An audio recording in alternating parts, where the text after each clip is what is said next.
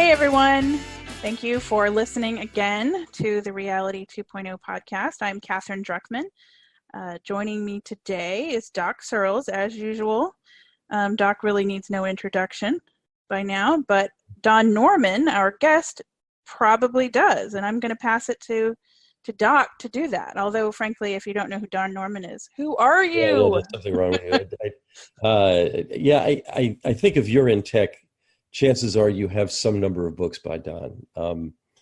He's been writing and thinking about usability, and before that, psychology. And I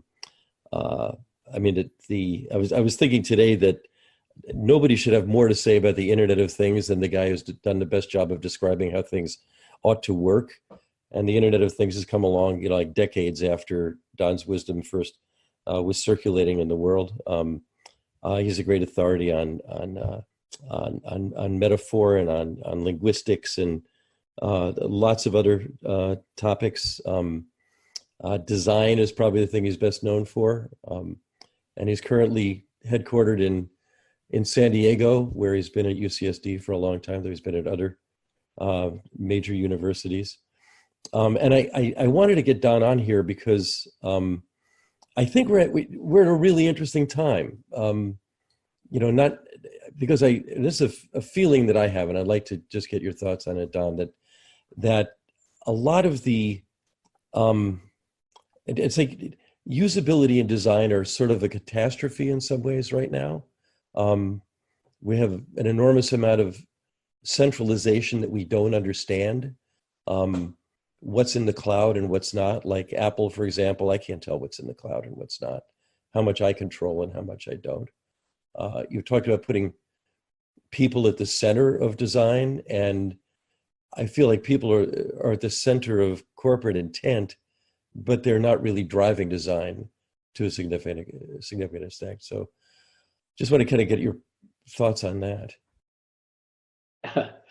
Sure. And I probably didn't do it as well as I had intended to when I was practicing it. So, thanks, Doc. Thanks, Katherine. Get my thoughts on that. But that, well, I could give a course on that, and I probably wouldn't cover everything. I do have a benign view of the evil that has happened. That I'm not in favor of what the large corporations are doing with our data, but I actually have a belief that it snuck up on them without their intention to do any harm. In fact, they thought they were doing good, and I can give that little story as well. And you also said that people really are confused about it. Where is our data? Where are we talking to? Is it the internet? Is it whatever that is? Is it my computer? Is it the cloud? I personally think that that's the wrong question to ask. That, in fact, I wrote this book called The Invisible Computer, where I argued that I was trying to find that today because that was in the late 90s, and I feel like we have that now in a way. Yes, but the whole point I made is that you shouldn't have to know about the technology. It should just work. And so the same with the cloud business. The cloud is just a different computer someplace not on your premise. And that if it worked well, it would be actually a real advantage to everybody. And the difficulties are not because it's the cloud. The difficulties are because of the way it's implemented, and also the service agreements that we sign away without understanding them. They're deliberately designed so that they're not understandable. And but the cloud has lots of virtues in the sense that, well, even when I go from my computer in the dining room to my computer here in my study at home, or my computer in my office, or as I travel, everything I do is available to me. If I start a letter and stop halfway through, and when I'm on the airplane, I can, with a completely different computer, I can pick it up at that exact same spot. Wonderful. So I'm not against the cloud. I'm for the cloud, but I am against the kinds of problems that you are so well known for in pointing out to us. But I really believe it has nothing to do with the technology. It has to do with the corporate policies that have emerged. Now, the corporate policies emerged, there are two or three problems. let's just start with the simple one about the Internet of Things. One of the major problems of the Internet of Things is simply that each is a little thing, and each one is designed by some product manager and a little team, and they do it. And then someone does this other thing, and this other thing, and this other thing. They don't ever think of it as a system. In fact, the business models that they have make it difficult to do that. And on top of that, they're not world authorities on security or even how to deal with people or how to interact with people. And a result, each one is different. Each one can be irritating and frustrating. And it's not for benign, it's not for evil reasons. It's just that a small group of people do this neat thing. And but the end is chaos. Look, I spent a lot of time in healthcare, and I've spent 2 weeks ago, I spent a couple of days at Philips in the Netherlands. And I came back and spent some time with our people here at the University of California's health system. And one of the things we were talking about is how chaotic an operating room, or for that matter, the patient's room, or in fact, at Philips, they were concerned about prenatal care. And all of these have the same issues. When you walk into the operating room, or you walk into the emergency ward, or you walk into a patient's room, what do you hear? Beep, beep, beep, beep, Oh, beep. yeah.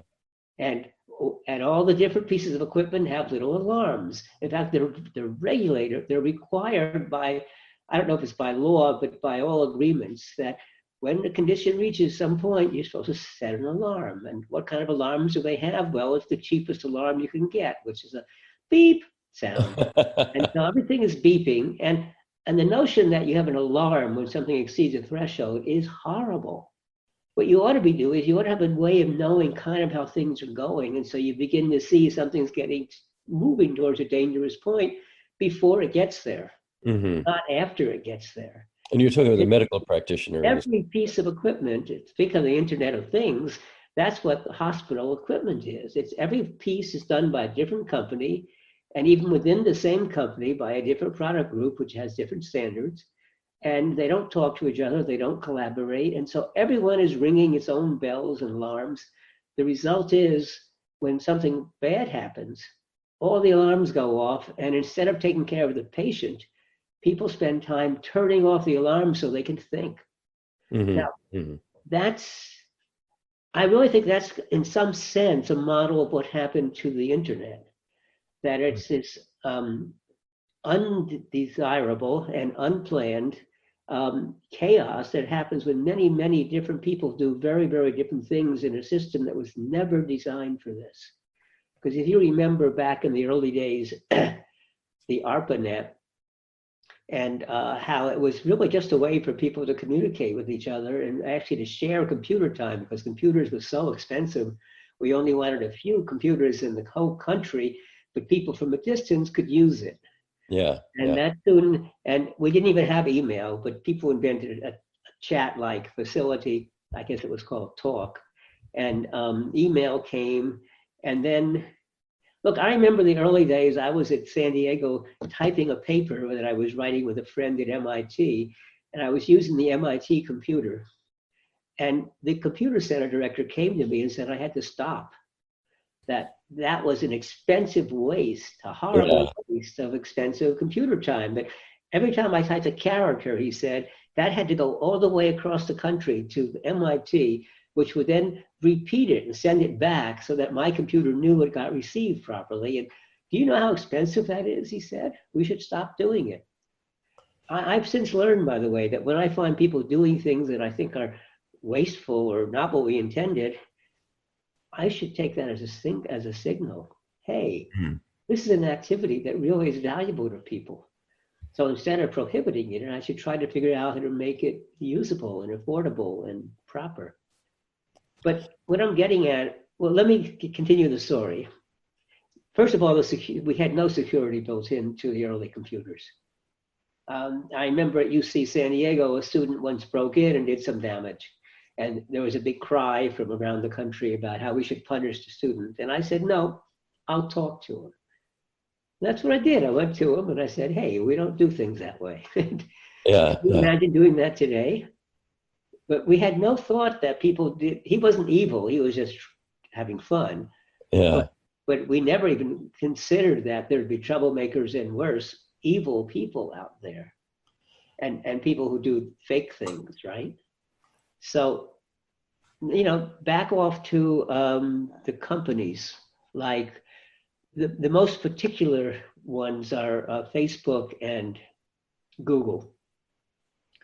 But I know how Google started because I even know when it started. I knew the two kids at Stanford who started it before Eric Schmidt knew about it, in fact. And they had this really neat search, and it was free, and it was wonderful. But as it got bigger and bigger, it got more and more expensive to run. So how are you going to pay for it? And they had no idea of how to pay for it, no idea what the business model is. And they did discover advertising, but let me also point out, it wasn't considered evil, it was considered a good thing. What we teach our business students is, the more you know about the customer, the better you can serve your customer. You can give them the things they are interested in. You don't have to bother them with things you know they're not interested in. It's good business. We had case studies we used to teach people. I taught business students when I was at Northwestern, Kellogg Business School. I used case studies about hotels that kept good track of their customers so that when they came back, they got their favorite pillows and their favorite drinks, and maybe their clocks would already be set for the proper time to wake them up. These are the luxury hotels.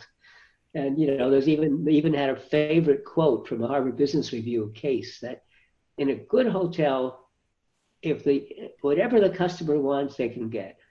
In a great hotel, they don't even have to ask. Mm-hmm. Well, you do that by knowing a lot about your customer. Mm-hmm. And that's what Google discovered it could do. Now, it got out of hand. And we're not their customer. Customer of the advertisers, and there was a little disconnect. At first, I believe that they thought of us as a customer. Oh, that may be the case. First, yeah. Yeah, but the point is, the point is it evolved from very simple steps that seemed friendly, that seemed sensible, that seemed actually in everybody's best interests. It then became a cancer that spread and started destroying all that we care about. I really do think it was benign at first. Yeah. And now the problem is, how do we stop it? How do we control it? And as you know, because I know you've been working on this problem, that's really hard. Yeah, and who are we in that case either? I mean, there are lots of different actors. I mean, a lot of people are wanting to call on government to do it. Let's break them up. A whole bunch of other things I think are wrong, actually. So I know Katherine has a problem. Breaking them up won't solve the problem, because I think the fundamental problem is the use of advertisement as your source of income. Yeah. I would agree with that. You're talking about all these different small groups developing the Internet of Things. There's something similar to that happening with, and of course I'm working on a solution to this, but it's not like I have it yet or that I'm the only one. But I want to get your thoughts on this, that we have right now, every single website wants you to accept their terms and to accept their conditions. And Twitter the other day was telling everybody, we're going to come up with a new privacy policy and a new terms of service. And I clocked them. They're both well over 10,000 words. Nobody's going to read these things. Wouldn't it be easier? Wouldn't it be better? And I'm thinking all of those different outfits may think they're being customer centric in their design, but the fact that all of them are doing it differently makes it customer hostile, makes it user hostile. And I think that the best approach to that is you make something that's actually customer driven, where the customer has a role in it. If we all have our own terms that we can bring to these different sites and say, these are really pretty simple and straightforward. Here's what privacy looks like to me. Agree here, and we just carry on with business.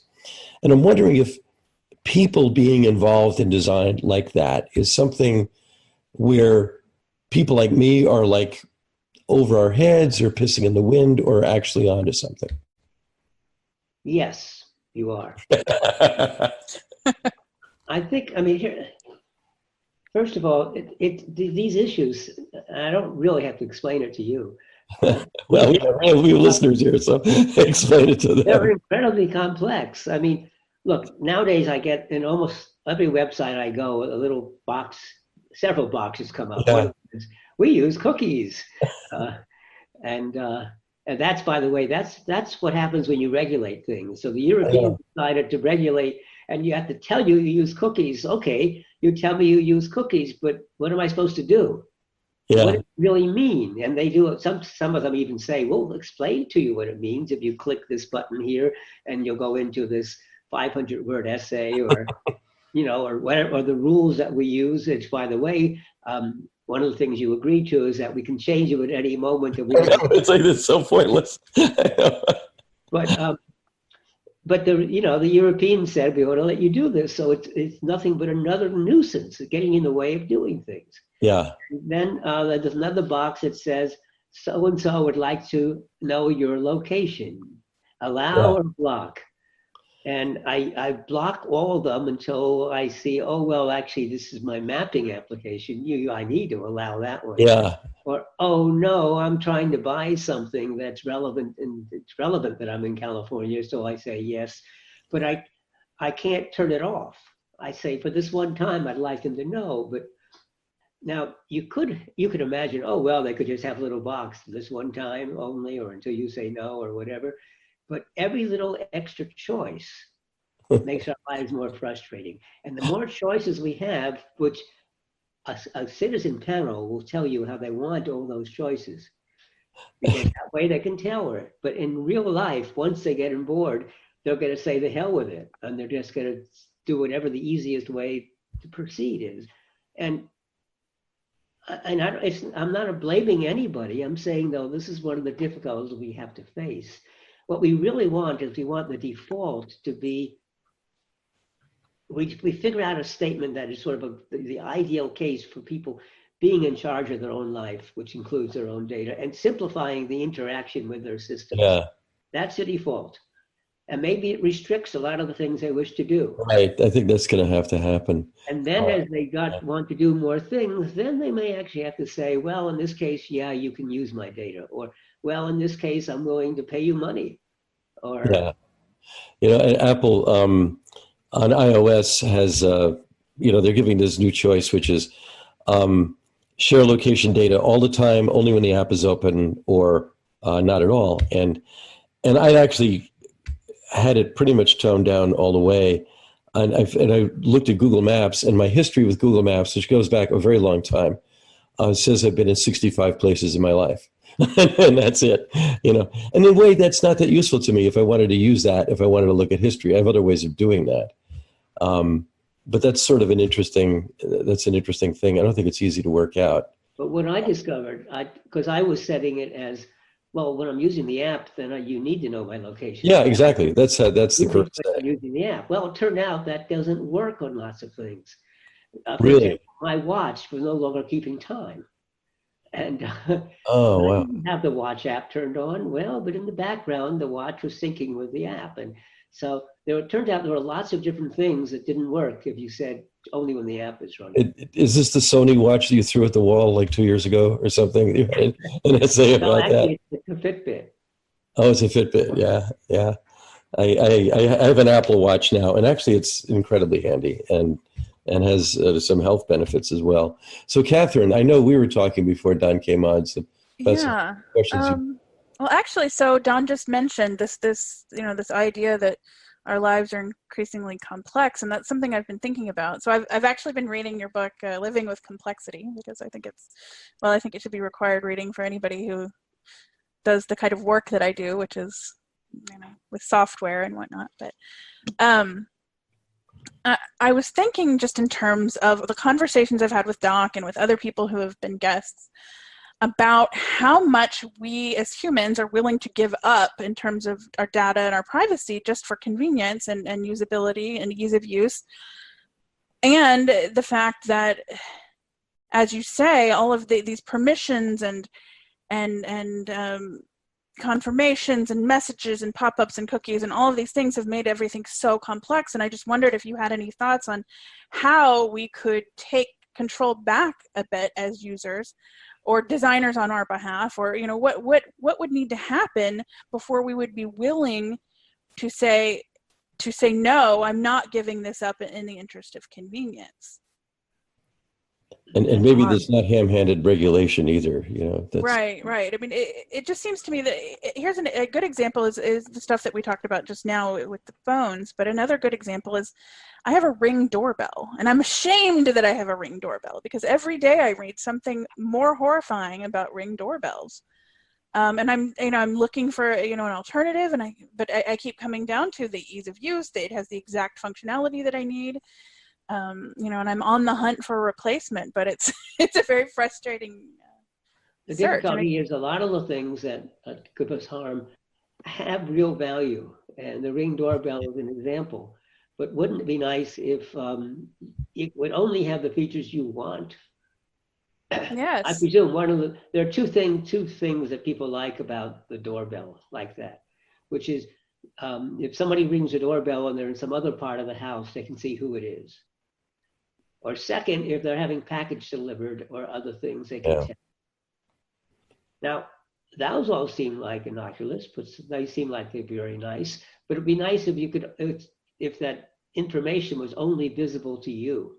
Yes. But as soon as it goes on Wi-Fi, which is actually what makes it easier for you, so any computer in your home can pick it up, oops, it could be out to the world. And so I don't know what other issues are with Ring. I don't have one, so I haven't been following it. But I suspect many of them are not necessary. Yeah, like watching the sidewalk in front at all times is one of them. Right. Well, one They're of afraid to walk in front of somebody's house that's got a Ring doorbell because they don't want to be spied on. There are let's say civil rights concerns because there is a relationship between Ring doorbell, which is owned by Amazon, and a lot of police departments, and there's concern that police have very easy access whether the owners of the doorbells give consent or not.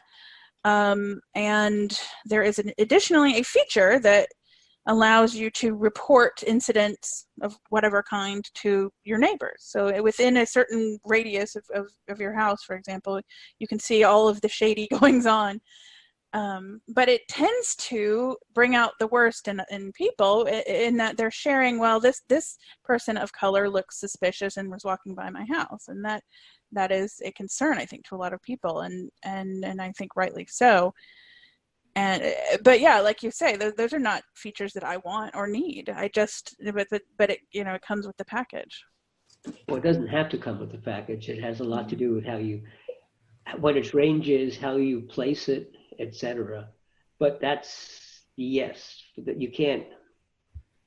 But I was just thinking as you told the story, since what my wife and I relax to a lot is watching streaming detective stories. And after the crime or after the report, the first question is, so where are the CCTV cameras? They still call it CCTV, which is interesting. And so they all look around and they say, or they say, we'll never catch there's no cameras. It's interesting that they have, and not unreasonably, they are pointing out that these cameras are of great value to crime prevention. Actually, It's not crime prevention, it's crime detection afterwards. The police are not, in fact, good at prevention. That's not their job. Their job is to catch you after you've done a crime. But these cameras are valuable for that. But yeah, as soon as you say, but the cameras are valuable, then you're in the police state, like the UK, for example. The UK is, yeah. Or Russia, or for that matter, Manhattan. Yeah, I know people in the UK who actually put up fake CCTV cameras in order to make their street safer, which is an interesting. Oh no, we've done that for years. Oh really? You can buy false alarm cards. You can put a sign up in your house saying this is protected. Right. Yeah, we see that a lot anyway. And there are dogs that will. Right. Yeah. Beware of dogs. Bark. They have a recorded bark, which.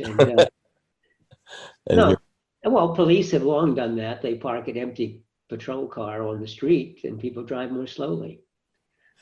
Now, some of that is not bad. I mean, it's Hmm. Right. Yeah. that's why it's so complex. Right. It's a whole. It has to do with human beings, and we are all complex. Yeah. I For me, think, it's easier to just go ahead and use the thing that I find potentially evil, and that, and that kind of. Well, a common view that people have is, I understand all that you're saying and all the complaints you have, but I don't do anything I'm ashamed of, and so I'm not going to worry about it because I'm a good person. yeah, this is Every the so try often, to. good people get caught and trapped and accused of doing things which they did not do, uh, and then they worry about it. Yeah. Yeah, And the fact that the definition of what one should be ashamed of is constantly changing. There's that, and then there's also the fact that everyone, I think, at some level, that has something that they want to keep completely private. That's another conversation we've had many times. Kyle always brings up, Kyle Rankin, who is a frequent guest, always brings up health information. Health information is something that almost every person wants to keep private, and that's one of those areas where people, I think, push back a little bit more on data privacy. There's a secondary aspect of health information is insurance costs are a function of your health, and yeah. so there's one thing is that people are just ashamed of letting other people know about some of the health problems they have, but another one is it may cost them a tremendous amount of money. Yes, absolutely. Right, right. There's also. My friend Brin, David Brin, a science fiction Oh, author. sure, yeah. He wrote the book The Transparent Society, in which he said, the way that we overcome the problems of everybody knowing what you're doing is say, okay, everybody knows what you're doing. Yeah, We'll just make that the standard. However, it has to be two-way. The police know everything I'm doing. I want to know everything the police are doing. yeah. So everybody has to reveal what they're doing. And that's what he means by transparency. It goes in both directions. And that may be impossible ever to happen, but it's one intelligent direction of a solution, I think. That a lot of things we're trying to keep secret, why are they being kept secret? It's because of the way society works and will shame us, not because it's illegal. And but then a lot of the things that the police and others do may actually be to our benefit, but we know they go overboard and they do things that are not. Yeah, the body cams on police now is an example of the transparent society at work. We Yeah. know a lot more about how police are operating, right? Interesting. There was the case of a police officer who was just fired because his body cam caught him fondling the breasts of a corpse, which is deeply weird, but there it was, but this kind of thing happens. So Katherine, before we came on with Don, you were asking me about Don's experience with Apple and with Oh yeah. HP and so forth in the very old days. Don, you were at Apple in between Steve, as I recall. I say between jobs. Between jobs. Oh, funny. That's much better. I mean, in retrospect, looking back across all that time, are you encouraged, discouraged, full of fresh learnings, or what? How do you look back across that? One of the things I remember specifically was in August of 1996. I think you were just in the process of, you just left Apple and gone to HP, and you talked about how Apple hates its customers and at that time. Actually, yeah, that would have been maybe 97, but doesn't matter. That's Yeah. way to matter. Yeah, it's always been interesting, Apple's business model, and I think it's kind of still true that they don't treat they don't. It isn't that they hate their customers, but they feel they can take them for granted.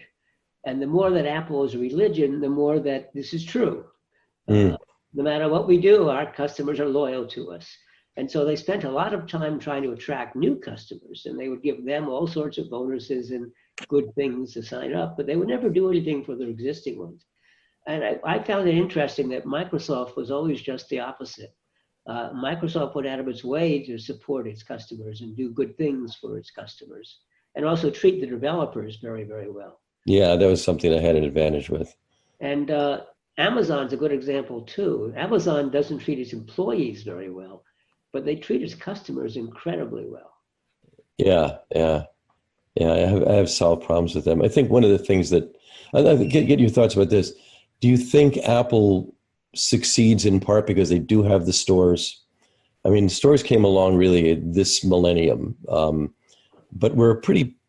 I mean, I can carry my broken thing into human beings who take note of what happened to them. I can name at least 2 occasions where they've told me, we haven't seen this before. We're writing it down. We're going to let headquarters know this happened. And that's a heuristic for the company that I don't think they had before, having face-to-face interactions. No, because I can remember when I was a vice president wandering about in stores, and the Apples there were, a lot of them were in rebooting or only halfway through or were dead. And Yeah. so I would go and reboot all of them and get them into good working order. Oh my God. But the people working in the stores weren't doing it. And we had nobody who really did that. I think the Apple Store was a brilliant invention and done well. There's some issues with it, mainly the way they treat, like the Genius Bar people are not very well paid. Mm. You'd think they would be the best paid or something because they're the main assistants. But I think Apple, of course, Apple has changed over the years in many, many ways. And Apple right now is in the middle. I don't think Apple knows what kind of a company it is today. That's a really good point. It's an interesting question. It's a media company for sure. Yeah, well, that's what everybody wants to be. Everybody wants a share of the spend that people have before we reach peak subscription. Right. But the point is that Apple's claim to fame has always been, in fact, it's its motto, is that it doesn't do what everybody else does. It does something that's different, but that's of value. Yeah. Apple now copying what everybody else does seems like it's an act of desperation. Yeah. What Apple seems to be really good at is hiding its financial across the countries of the world. Yeah, they're very good at that. Something we have also talked about is the peak of Apple's hardware seems to have been about 5 years ago, or that's the consensus among a lot of power MacBook Pro users. Yeah, on the hardware front. When you actually look at it, Apple still is a consumer company. Right. And if you look at HP, it's actually an enterprise company. Yeah. And so their computers are better in many ways, but more expensive because they're more powerful. Apple isn't trying to do the most powerful computers.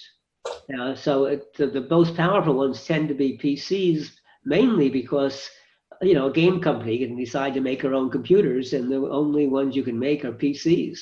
Right. Yeah. My youngest son has a homebrew Windows machine that does games, and he plays with his friends across the country. It's not a big thing for him, but he was very happy and proud that he could build his own computer, and there was no way to do that. It's a Mac. It's interesting. The one place Apple has not done is game machines. Yeah. It's kind of surprising considering. I mean, how big a market it is now. Well, not only that, but game machines are the most powerful ways of doing Bitcoin and doing all sorts of graphic. Yeah. Was Johnny Ive there when you were there? I worked a lot with Johnny.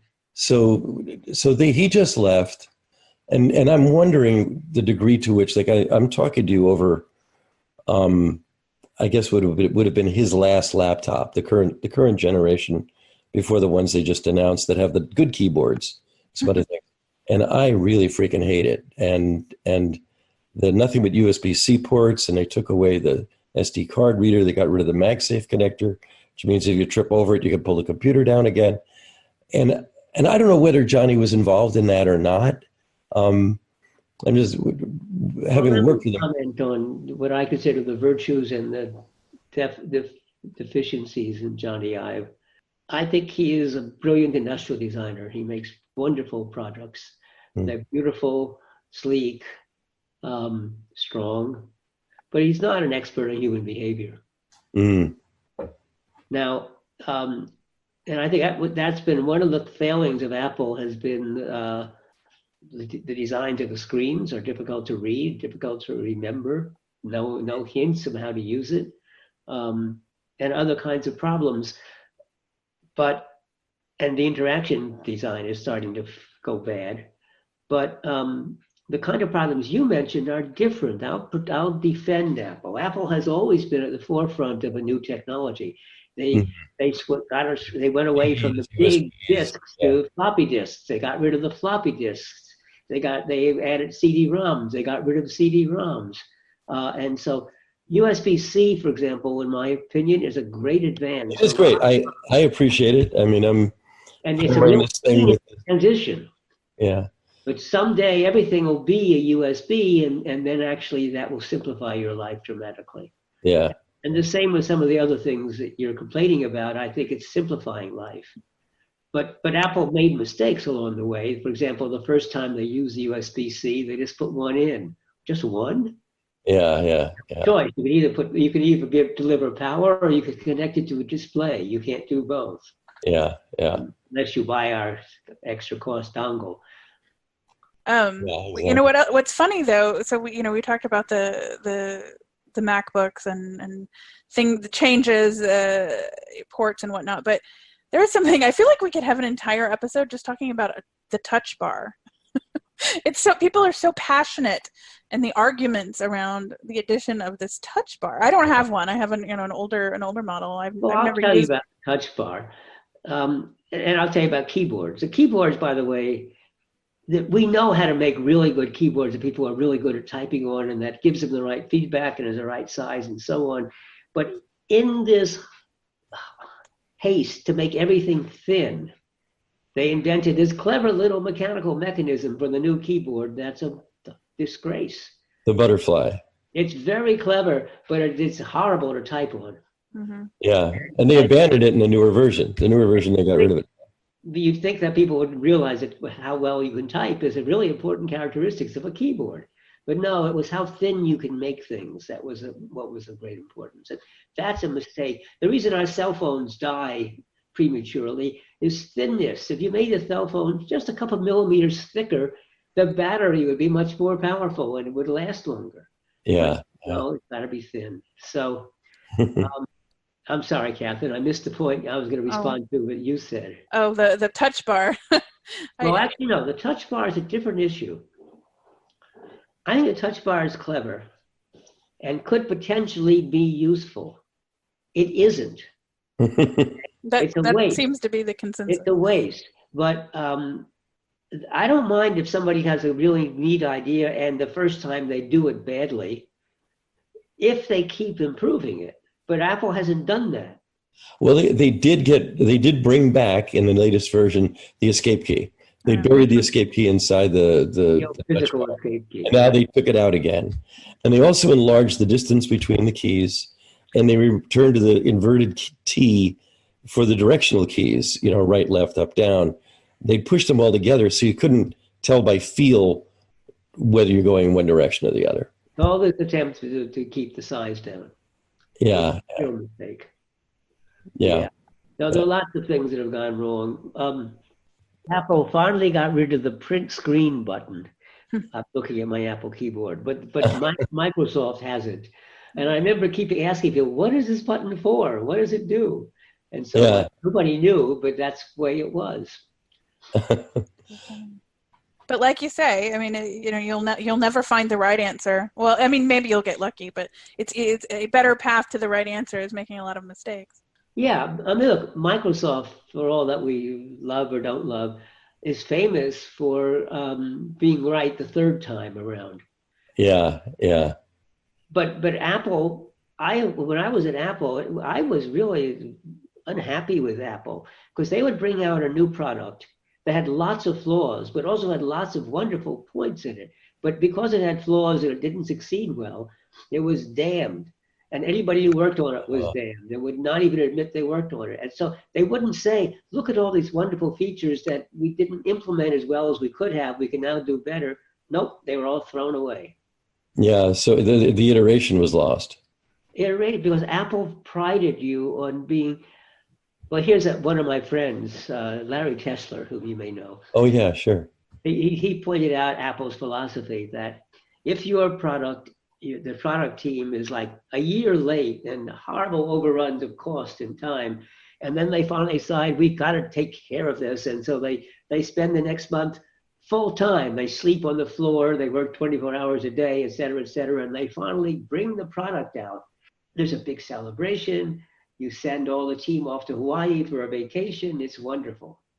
Now there's another product team doing something just as complex, but they brought it in on time, on schedule. They don't go to Hawaii. And that's right. Nobody celebrates them. Do you think it's still like that?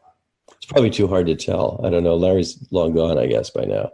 Yeah, but there is this sort of hero complex that happens. And you can't be a hero unless there's a problem to overcome. Yeah. Well, that's how stories work. Stories are about conflict, right? You have character with conflict. And if you have somebody who's not that strong a character and there's no conflict, nobody cares, right? It just happened and it was good. I don't know if I can get us to I have just some notes here. One was, just probably an impossible question, which is, will we ever get to a fully symbiotic relationship between people and tech? Because that's been a theme of yours for some time. Where I think we have it in some domains. Mm-hmm. In some sense, even the video conference we're doing now, it's working smoothly. It's doing what it's supposed to do, and it's amazing because video telephone has been around for years and years and years, and it was never successful. And people finally, I have had many people explain to me that it will never ever work because people don't like to see the other person they're talking to. Yeah. And I had someone explain to me how they were embarrassed that they might be in their bathrobe or who knows what. And yeah. No, it turned out we needed an easy to use. I have no pants on right now. But there are lots of other things where the problem is the things that we take for granted that work so well at this great symbiotic relationship, we don't even know. That's interesting. I mean, long ago, one of the things I noted was that progress is the process by which the miraculous becomes mundane, right? We take for granted. I mean, one of the things Joyce, my wife, talks about is that we have this thing in our midst, the internet, for which, a place of no distance. Here we are. We're in San Diego, Santa Barbara, and Houston, but we could be anywhere. And there's no distance, and there's no gravity. There's no there. We're either present or not. And this is, on the one hand, this is totally familiar to us. And on the other, it's completely new to human experience, at least in the fullness of time. This is not something that we were designed for when we came down out of the trees, wherever it was, but we've adapted to it. And what we were designed for was conversation. Yeah. The one reason why, even when you describe it that way, it seems so really miraculous and strange. But when you describe it as, hey, 3 people got together and had a conversation. Well, yeah, what's special about that? Yeah. Well, yeah, that one person's in the Southwest and one person's in middle of California, one person's Southern California. Well, yeah, you put it that way, but it's a conversation. And that's where the technology works well. When we can say it's a conversation among us. Yeah. We don't even have to know where the other people are. I didn't know until you just told me. Right. Yeah. I've noticed that we check in with each other generally less and less on this stuff when we're doing something like this. Earlier on, we would say, "Where are you? Is it raining there? What's going on outside?" And now the one thing that we check out often is when there are time zone differences, just ridiculous time zone differences. You have somebody in India and somebody in Berlin and somebody in somewhere else. But for something like this, we're only 2 time zones apart. But I am enjoying the view of your sunny windows. Mine is, as you'll see, is pitch black. There you go. And I'm not that far away. Right. You've lost the sun where you are. Well, actually, I'm not in my room where you could see that. But, I'm admiring the fact that Don still has his hair. It might all burned off a few years ago. but, I have another question, actually, and it's just because we've talked about it before. And as I was reading, you talk about passwords and security and what a kind of a complex nightmare it can turn into. How do you feel about password managers? Does that solve a problem, or does that make everyone more miserable? No, I use password. I use 1Password, and there are others that are equivalent, and I couldn't live without it. But that doesn't mean it's a good thing. It's a Band-Aid. And the system is so broken, we need these Band-Aids to function. Yeah. But we now have added two-factor authorization. Well, so here I was in the Netherlands, and I noticed that there seems to be a crack in my phone. The case seems to be bent, coming off. So, okay, I'll simply have them glue it back again. And so we took it to a store in Delft, the Netherlands. And the store looked at it and said, no, it's a swollen battery. And we don't fix Android phones. It was a Google Nexus or Pixel. And so you can't get it fixed, and you better not use it because it could explode or catch fire. Oh, God. So there I was for 2 weeks in Europe without my phone. Well, actually, most of my life was okay, except I couldn't do two-factor authorization. Oh, wow. Yeah. So I could not. I got all sorts of requests from my university to approve various things. I couldn't. Wow. And so on and so forth. And so, and two-factor authorization is just another nuisance on top of everything else. I understand why it's there. And the system that I use is actually about as easy as you can imagine. Almost everybody uses it now. You get a number, you get a thing on your phone, and you just have to say approve, and lo and behold, your computer now works. That's I don't have to retype in a number and that sort of thing. But what are we going to do instead? That's the question. That's iris scan, voice recognition. None of those are perfect. Well, I could go into self-sovereign identity, which is one of the various things that are on the table now, but that's a very gigantic subject. That's for the next episode. It's for the next episode. One of the things I wanted to say about that, though, was that, and I guess maybe, I don't know if this is a measure of how vexing things can be. Some things can be, how intractable some problems can be, or just that we've missed the boat on it, which is that, I think if you told me anyway, in 1995, when the internet was first starting to take off, that we'd still be using logins and passwords 25 years later, I'd think it was crazy. I think that's one of the earlier things that we would find a way not to require. And in a way, as you pointed out, it's now worse, But think about, because we require identity at this point. Yeah. It's not easy to find an alternative. And lots of people have thought about it and worked hard. I know. I co-host a conference that's had 28, I don't know, 30 now, twice a year since 2005 on identity. It's not done. So, in my opinion, biometrics is the best way. But as you know, biometrics has its own failings. Right.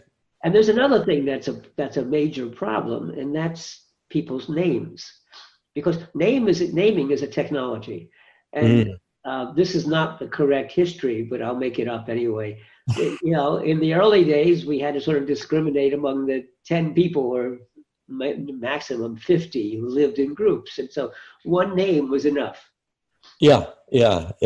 And then as or your name was Smith because you were the guy that did that, or it was Farmer because that's what your job was, right? And then eventually we started to have 2 names or 3, and sometimes the names were not to distinguish you, but to give the history of where you come from.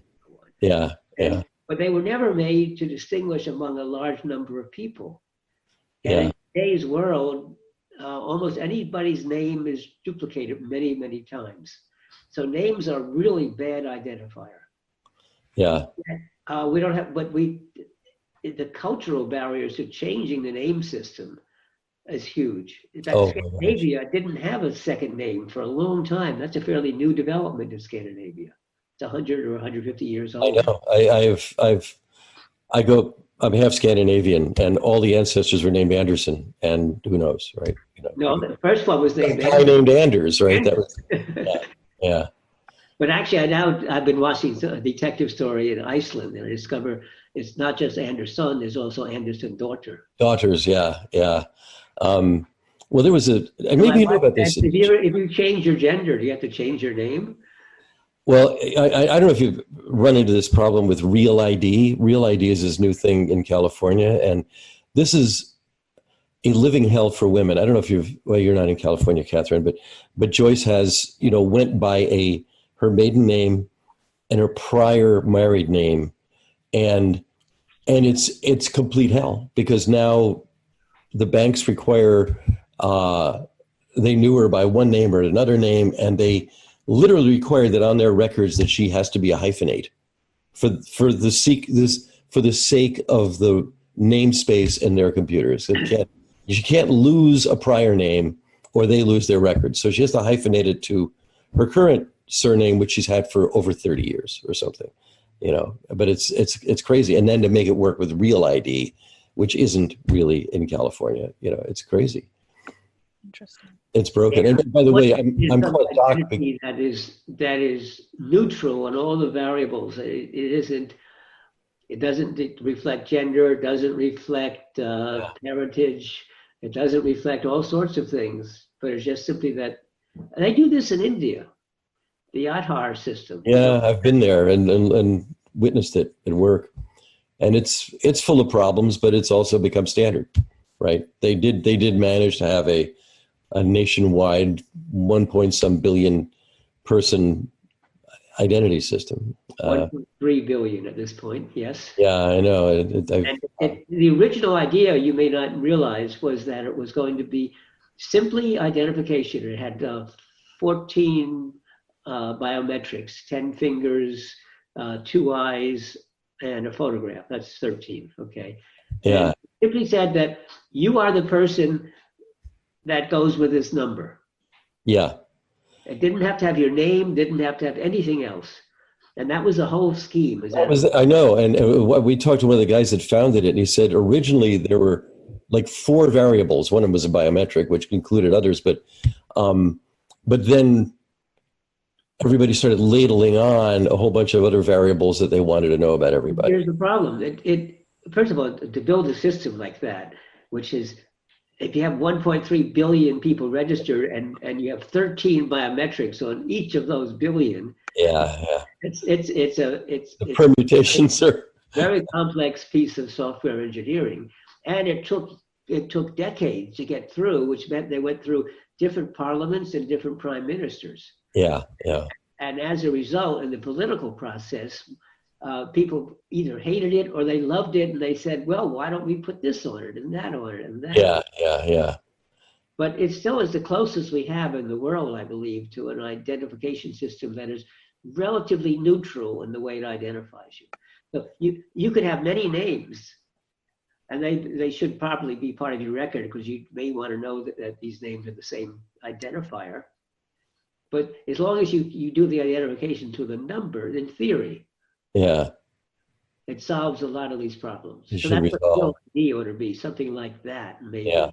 Yeah. But once you have it that big, there's a temptation to confuse it. In fact, when I'm in India, they're yelling that there's 1 million frauds being created, and there are people giving rocks on Aadhaar numbers. But the answer to that, by the way, is not to deny it, is to say, 1 million. But what fraction of 1.3 billion is 1 billion? It's really a tiny fraction. Yeah. I know it's less than 1/10 of 1%, isn't it? Yeah. So and it used to be that when the government would spend hundreds of millions of dollars on social welfare, and like 10% of it actually got to the people that it was intended for, the middle people got it. And nowadays they argue it's closer to 90% gets to the end, to these items. That's an interesting difference. Yeah. Wow. So Katherine, where do we stand on? Well, I certainly wouldn't want to keep Don all night, even though it's super tempting. And thank you again for joining us. maybe I'll ask a final question. Go. Okay. Yeah. So I think a lot of the people listening to this podcast, they're geeks. They're kind of like me. They maybe make software, or they engineer systems, or they're Linux nerds, or whatever we all are. I wondered if you wanted to, I don't know, share a call to action for the geeks of the world, to maybe address some design pet peeve, what that might be, or anything that any problem we might solve. What would it be that you would ask us to do? I know it's a loaded question. Pet peeves, and they're all minor, so I'm not going to worry about them. Oh, well, excellent. That's a good. Well, I'll tell you where I am thinking now mostly. I'm taking the United Nations 17 critical societal issues seriously. Actually, there are only 16 of them. Number 17 is the need to get different groups together and to collaborate on solving the 16. And they're the hard problems. There's it's hunger, it's education, it's transportation, it's being treated equality. And they're all very hard, and they're too big to work on.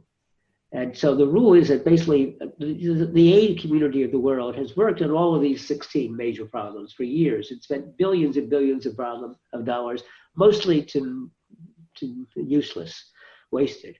And part of it is because it's basically a superior mentality. When I was in India, I gave this example. The British came to India and they said, oh, you people are very backward and not educated and don't know how to run a government. Well, we know that. We're very good at that sort of stuff. So we'll help you. We'll run your government for you. And we'll tell you what's good and bad, and we'll educate you in the proper way of education and so on. And you liked that, didn't you, Indians? And yes, they loved it. That's why they have a Gandhi Museum in Ahmedabad, because he managed to overthrow that. Nobody likes an expert to come in and say what's the matter and what you should do.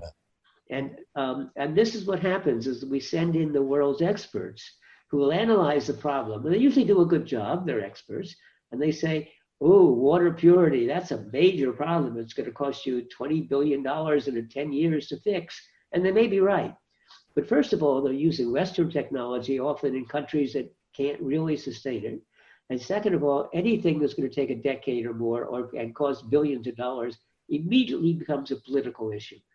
And everybody is fighting it. Because no matter how good this project is going to be, it's going to harm a lot of people along the way. Or displace them or whatever.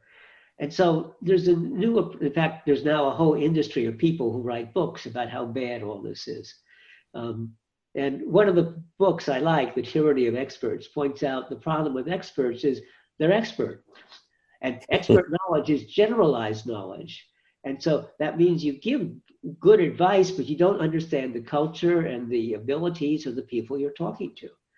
And so what we've done is we're turning it on its end, and we're saying, no, there are 7 billion people in the world, and a lot of them are incredibly creative, and they understand the issues they live in. We don't have to tell them what their problems are. They know what they are. And a lot of them are already working on solutions. But they are uneducated, many of them, and they're not able to do a big thing. They can do small things. And oftentimes what they do is they treat the symptoms as opposed to the underlying issues. So what the experts should be able to do, and that's what we're arguing, is we're going to facilitate and mentor. We're not going to preach to them. We're not going to tell them what they should do. We'll show them what other people have done or give them some principles that seem to apply. And then when someone does something, we want to be able to spread the word. And the world's best educational platform is YouTube. Or if you want to be a bit more correct, it's the internet. Yeah. And nowadays I just had a problem with my computer this morning and I couldn't figure out what to do. And rather than try to find the manual, I just type it into the internet and there's an answer. Or we discover this interesting new food, I type it in the internet, and there are 50 videos of people showing variations and how to make them. Or my faucet leaks, how do I fix it? Videos, almost anything. It's amazing. So that's what we want to do. But the internet, the YouTube especially, is not curated. You don't know which ones are worthy or which ones are not, or which is the best instructional one. There are too many. So we want to add a way of curating it so that you can find what you need, but it's open source, so that we find a way of getting water in Africa, and this person in India sees it and said, oh, that's very clever. Now that doesn't work here, but I can modify it so it will work here where I live. Well, that modification is open source, goes back into the material. So that's what I'm trying to work on, trying to figure out how to do this. And That's great. That's a way better answer, I think, than my question even deserved. But thank you. Well, because I'm saying, here's another way of looking at it. All right, Don, you're nearing the end of your life. Who knows how many more years? No more than 2 decades, certainly. I'm 83, in case you wonder. Actually, given it's December, why don't I say I'm 84? Because my birthday's only 3 weeks away. Oh, geez. My birthday's today. Oh, yeah. We're both December kids. Okay. So I don't have that much time, and I want to do something worthwhile. And I am well known for the work I've done, and I'm proud and happy of it. But they've been for the small things in life, and I want to work on the big things. But it's really hard. So I'm going to leave you with a depressing anecdote about global warming. I'm a member of the American Academy of Arts and Sciences, and we have lectures on campus, and we invited Al Gore to come in and give a lecture. And he came this past Tuesday night, I think it was.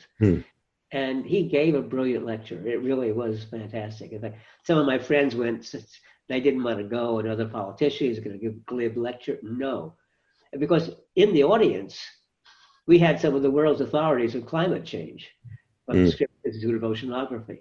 And but Gore, not only was this a great lecture, but he pointed out where the data came from, and sometimes he would point out people in the audience. This is I learned from you. That's a winning strategy. Yeah. No, but he had this ability. He clearly was on top of all the information as he went across the world and showed photographs and showed details. And he did 3 parts of the lecture. One is where we are, which is worse than we ever predicted. The scientists, no matter how gloomy they were too optimistic. And so we're worse. Second of all, what is happening today? And there he was starting to be optimistic. And then finally, what can we do in the future? He tried to make it optimistic. I'm not as optimistic as he was trying to be, but he did point out, for example, with electric generation, we're reaching the point now where it's cheaper to do solar panels and wind than coal-fired and petroleum. Not all over the world, but in a huge percentage of the world. And he feels that in a few years, this will be true all over the world. And there are a bunch of other things that he felt. So in many ways, that's the best way of switching from petroleum. It isn't legislating against it, it's making it unprofitable. And well, anyway, after this wonderful lecture, then there was a question period afterwards with some really good questions. And I always judge a person by not how good their lecture is, which is rehearsed, but how good they are at answering questions. He was really good. One of the questions was, how much of this problem is caused by the capitalist and previously imperialist political systems? But I felt he gave a really intelligent, detailed answer to that, in which he said basically, yeah, that's the culprit, but it was more nuanced than that, with names, with history, with historical events, with books that people have written describing this, that, and the other. Anyway, afterwards there's a reception for the small number of people who had invited him, etc. And it was at the Estancia Hotel. And I went, so I'm at the Estancia Hotel, and the waiter is serving us this wonderful food. And he says, so tell me what was going on tonight. And so my wife and I told him. And he said, oh yeah, this climate thing. You know, the world cycles up and down. We had ice ages and this, that, and the other. And then we had a meteor come. And So this is just another one of those normal types of cycles. And I tried to say, no, this is different. And I tried to give some evidence. And this guy was actually a pretty intelligent waiter. He clearly understood, he knew a bit about the history, geological history. He was proud that his two daughters had gone to UCSD and graduated in science areas, and chemistry and biology, I think. And but he would not. There was no way. We just come out of this wonderful, powerful lecture, and we felt we couldn't tell people, and we Back just to reality. true to it. It was just no. There's nothing you say, etc.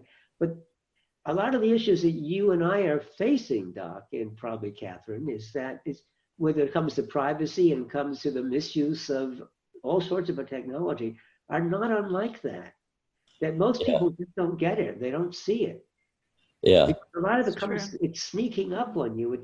When something is very slow, you don't notice it. Right. In fact, one of the things one of the main frames of the way I talk about these issues, people are genetically disposed to find simple causes for actions. It's a cause and a response. And usually the cause is pretty obvious and it's close to the response. And people have real trouble understanding feedback loops. Now, a single feedback loop, like on a thermostat, we can kind of understand, but not when there are multiple ones and forward loops. And on top of that, some of them are nonlinear, and some of them, like in climate change, are not only nonlinear, but it may take a year or two before its impact is felt. Right. And that makes it really difficult to get an ordinary person to understand what we're trying to talk about. Yeah, I think that's not an uncommon reaction. And like you say, it's not an uncommon reaction when we discuss privacy. People say, well, where's the harm? We're all boiled frogs, as Doc likes to say. Yeah, but a lot of them are not frogs. So it's hard to find the harm. I mean, all right, somebody breaks into my computer system. Why do I care? I don't have anything in there that I care about. Yeah. Well, actually, that turns out not to be true, but that's our first reaction, many of us. But I think you did say something earlier and that I really enjoyed, and that's that, mentorship and open sourcing code and information and everything else is part of the answer. Yeah. Yes, I believe it is. Well, that's a good note. That it is. That's a good positive note after the depressing conversation about we should climate end change. on a positive note. I know. I can tell you, I live in Houston, and it's really hard to deny the effects of the climate on our local weather. Flooding over and We're over basically again. Destroyed every other year, and we have to rebuild the whole city. It's not a good situation. I was just in Florence, and the waves were crashing against the bridges way up on the top of the arches. Yes. Wow. And Venice is basically uninhabitable. I know. It's really bad. It's really bad. It's a shame. And it's, and the efforts they've made to save it are making it worse, apparently. I read a little bit about that because they've never done this before. They never took a city that was built in pilings, with rocks on pilings in the middle of a swamp a millennium ago and tried to save it from tides. Well, the one that may have done it is the Dutch. They're pretty amazing. Yeah, They are facing a new challenge because they have to now cover another couple of feet of rise, or even, depends upon who you believe, could be even 10 or 20 feet of rise. Yeah, that's going to be. Okay, but we promised that we would end with a positive. I know, right? Well, we could talk forever. It would be lovely. Okay, well, thank you so much. I feel it was a privilege, and I think this will be a really well-received podcast. Thank you. Thanks a lot, Don. This has been a good conversation. Thank you, Katherine. Thank you, Doc. Okay.